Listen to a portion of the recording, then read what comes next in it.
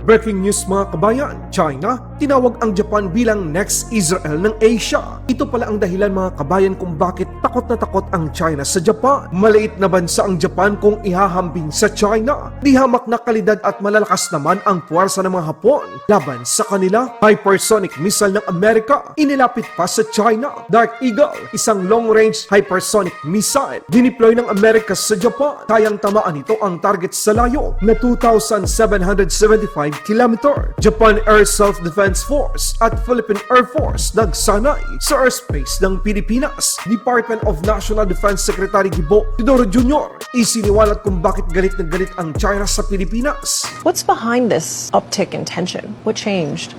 I think what changed is the determination of the Philippines to say no. You're standing up to China. Oh yes, and they don't like it. Tatlong Chinese steel companies sa Pilipinas sinalakay ng mga otoridad ng bansa. Ito ay dahil sa illegal na mga Chinese worker, substandard na reinforcement steel at paggamit ng radioactive material. China, sa unang pagkakataon, ipinakita kung bakit sila takot na takot sa Japan. Ayon sa Chinese Foreign Ministry, hindi daw dinahayaan ng Japan na maging Israel ng Asia.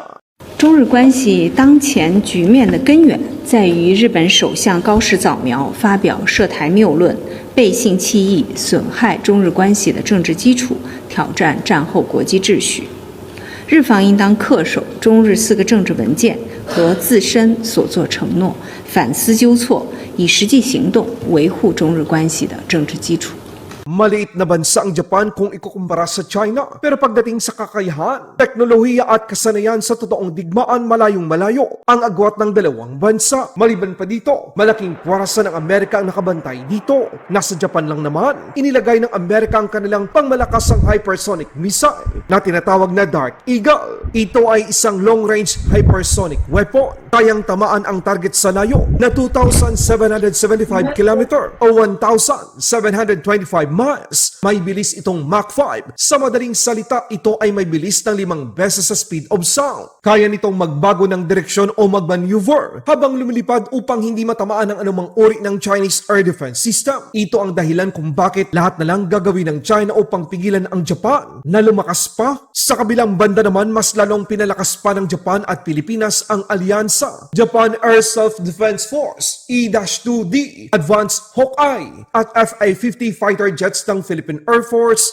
ay magkasamang nagsagawa ng paglipa sa airspace ng Pilipinas. Tanong ng iba, bakit kailangan pa ng Pilipinas na makipag-alyansa sa ibang mga bansa? Ito ay dahil sa banta ng China. Isang Chinese research vessel, ang Haiyang Dishi Shierhao, ay na-monitor na iligal na lumalapit sa area ng Malampaya gas field nitong 14 ng Agosto taong kasalukuyan. Ang presensya ng barko ng China sa area kung saan merong ginagawang oil at gas exploration, drilling at extraction ang Pilipinas ay isang banta sa seguridad nating mga Pilipino. Kung akala ng China na isa nila ang Amerika, nagkakamali sila matapos ang pagkita ni President Trump at Chinese President sa China. Nitong 13 ng Agosto lamang, ginulat ng Amerika ang Chinese Communist Party.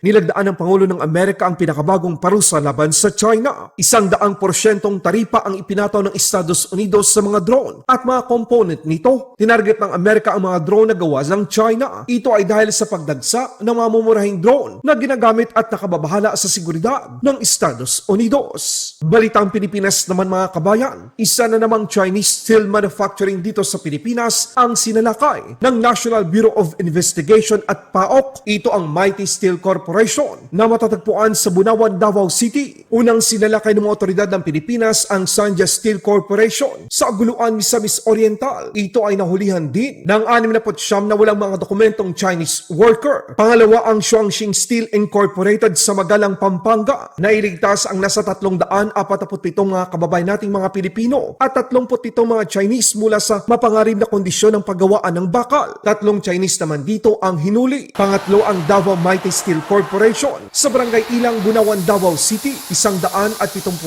na Filipino worker ang na-rescue. 12 Chinese national naman ang inaresto.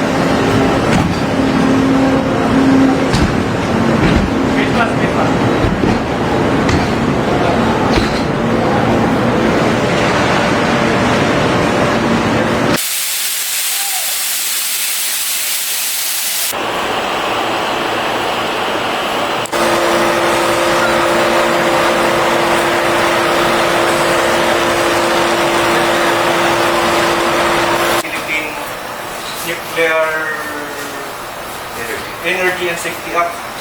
May apat na search warrant dito. Dito sa building ninyo, dun sa planta, dyan sa storage, at dito sa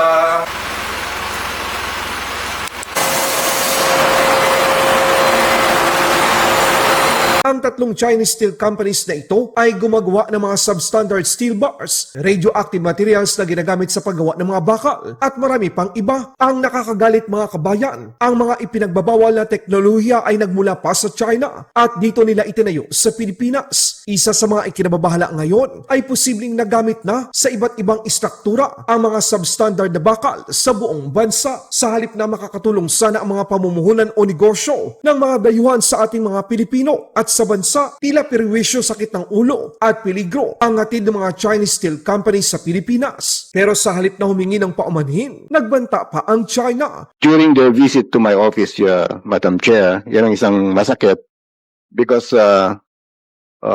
after our conversation, sinabihan po tayo na there is a threat na uhulihin din ang mga Pilipino sa bansa nila pag hindi natin pinakawalan ang mga world Chinese workers. Nagbabala ang Chinese Embassy na gaganti ito sa Pilipinas. Gusto ng China na pakawalan ang mga nahuling Chinese. Ayon sa Department of Foreign Affairs, ngayon ay biniberipika nila ang ulat sa China na merong 100 mga Pilipino ang hinuli dahil sa paglabag sa immigration. Para naman kay Department of National Defense Secretary Gibo Teodoro Jr. na hindi dapat makialam ang China sa pagpapatupad ng batas sa Pilipinas. Ang mga operasyon ay lehitimo laban sa mga Chino na pasimuno o utak ng mga illegal na gawain o negosyo dito sa bansa. Dagdag pa ng kalihim kung merong mga Pilipino na hinuli sa China, ito ay isang pang-blackmail o extortion. Hindi lamang dagat ang gustong sakupin sa atin dahil maging ang batas at gobyerno ng Pilipinas ay gusto na ring agawin ng China. Naniniwala si Secretary Gibo Teodoro Jr. ng lahat ng agresyon ng China ay dahil sa pagtindig ng Pilipinas sa maling ginagawa nito sa mga Pilipino. What's behind this uptick in tension? What changed? I think what changed is the determination of the Philippines to say no. You're standing up to Oh, China. yes. Yes. And they don't like it. Laban Pinas.